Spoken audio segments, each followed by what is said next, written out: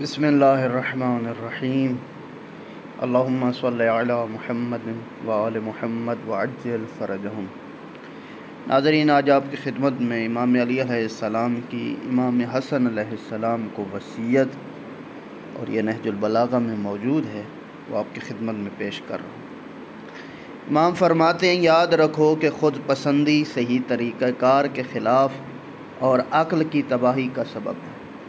اپنے آپ کو سب سے زیادہ چاہنا، اپنے آپ کو ہی سب کچھ سمجھنا، امام فرماتے ہیں یہ تباہی کا سبب ہے۔ روزی کمانے میں دوڑ دھوپ کرو، کوشش کرو رزق کی تلاش میں، دوسروں کے خزانچی نہ بنو، اور اگر سیدھی راہ پر چلنے کی توفیق تمہارے شامل حال ہو جائے تو انتہائی درجے تک بس اپنے پروردگار کے سامنے تزلزل تواضع اختیار کرو۔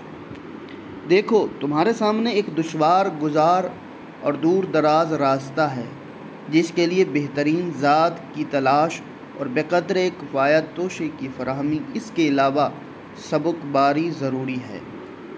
لہذا اپنی طاقت سے زیادہ اپنی پیٹھ پر بوجھ نہ لا دو کہ اس کا بار تمہارے لیے وبال جان نہ بن جائے۔ امام فرمانا یہ چاہتے ہیں کہ آخرت کا سفر لمبا ہے، اتنے اعمال لے جاؤ کہ تمہارے لیے یہ سفر آسان ہو۔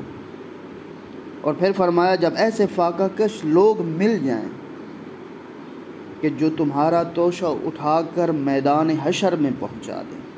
امام یہاں یہ فرمانا چاہتے ہیں کہ اگر کسی کے ساتھ تم نیکی کرو، بھلائی کرو، تو رکو مت، بلکہ ان کے ساتھ بھلائی کرو، اس کا اجر اللہ تمہیں وہاں دے گا، اور کل جب کہ تمہیں اس کی ضرورت پڑے گی تمہارے حوالے کر دے تو اسے غنیمت جانو، اور جتنا ہو سکے اس کی پشت پر رکھ دو، یعنی اس پر زیادہ احسان کرو، اس کے ساتھ بھلائی زیادہ کرو، نیکی زیادہ کرو، کیونکہ ہو سکتا ہے کہ پھر تم ایسے شخص کو ڈھونڈو اور نہ پاؤ، اور جو تمہاری دولت مندی کی حالت میں تم سے قرض مانگ رہا ہے، اس وعدے پر کہ تمہاری تنگ دستی کے وقت ادا کر دے گا، اسے غنیمت جانا۔